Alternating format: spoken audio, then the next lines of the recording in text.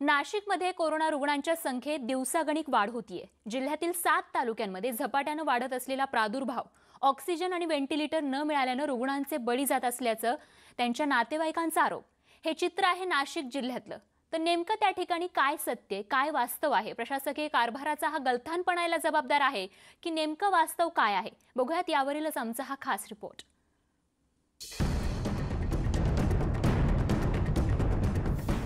नाशिकमध्ये धूळ खात पडलेल्या व्हेंटिलेटर्सची परिस्थिती न्यूज 18 लोकमतनं जगासमोर उघडकीस आणली। यानंतर प्रशासकीय यंत्रणा खडबडून जागी झाली आहे। पण हे सगळं प्रकरण इथेच थांबलं नाही।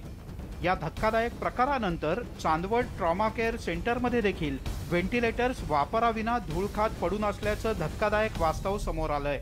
एकीकडे नाशिक जिल्ह्यातले रुग्ण नाशिक शहरात येतात, शहरामध्ये इथं रुग्णांना ऍडमिट करायला जागा नाही, व्हेंटिलेटर्स अभावी, ऑक्सिजन अभावी इथं पेशंट आणि रुग्ण त्यांचे जीव गमवावा लागतोय।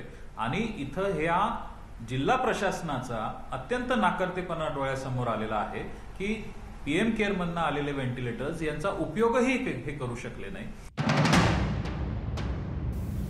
पीएम केअर फंडातून नाशिक जिल्ह्याला 98 व्हेंटिलेटर्सचा पुरवठा करण्यात आला।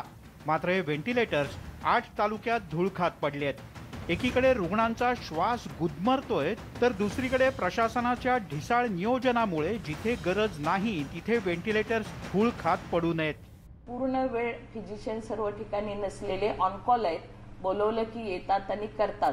त्यामुळे आपल्याला त्याच्यामध्ये आपण 2-2, 3-3 व्हेंटिलेटर आणि जे उपजिल्हा रुग्णालय तिथं 5 व्हेंटिलेटर आपण बसवलेले आहेत, सगळीकडे इन्स्टॉल केलेले आहेत। जे जादाचे व्हेंटिलेटर आहेत आपण ते शिफ्ट करतोय। तर जिथे व्हेंटिलेटर्सची गरज आहे तिथे मात्र रुग्णांचे नातेवाईक इकडे तिकडे सैरा वैरा फिरत आहेत। नाशिक जिल्हा सामान्य रुग्णालयात सगळं काही आलबेल आहे का? ऑक्सिजनच्या टाक्या बसवण्याचं गुऱ्हाळ तब्बल 2 महिन्यांपासून फायलींमध्येच अडकलंय, तर ऑक्सिजन करता रुग्णांच्या नातेवाईकांची फरफट सुरू आहे। नाशिकचं सिव्हिल हॉस्पिटलचे प्रशासन असं म्हणतंय की आमच्याकडे गेल्या 3 दिवसापासून व्हेंटिलेटरची सुविधा आणि ICU बंद आहे करून, आणि माझा भाऊ खूपच सिरियस आहे। माझी हीच प्रशासनाला विनंती आहे की तुम्ही लवकरात लवकर लक्ष देऊन इथलं जे काही ICU आणि इमर्जन्सीचे वार्ड आहेत ते जे बंद आहेत ते प्रशासनाने लवकरात लवकर चालू करावे। खरं तर आपल्याकडे विनाकारण असलेले व्हेंटिलेटर्स हलवा ही लेखी मागणी सर्वच ग्रामीण रुग्णालयांनी सिव्हिलला केली आहे। मात्र ऑक्सिजन विना तळमळणाऱ्या त्या रुग्णांच्या वेदना ढिम्म प्रशासनाला कळतच नाहीत। रुग्णांचा टाहो प्रशासनाच्या कानात जाओ आणि योग्य नियोजन होऊन गरजवंतांपर्यंत व्हेंटिलेटर्सचा पुरवठा हो हीच अपेक्षा। पण केंद्रानं दिलं आणि राज्याला राखता येत नाही अशी परिस्थिती आहे का, हा प्रश्न उपस्थित झालाय। 1 नाही, 2 नाही, 3 नाही तर अशा अनेक पत्र जिल्हा सामान्य रुग्णालयात यांच्याच DCSC कडनं पाठवण्यात आले की आमच्याकडे याची गरज नाहीये, हे तुम्ही घेऊन जा। जिथे गरज आहे तिथेच जर का व्हेंटिलेटर्स वापरले तर रुग्णांना फायदा होऊ शकेल। मृत्यूदर नियंत्रणात येण्यासाठी नक्कीच प्रशासनाला सहकार्य होऊ शकेल।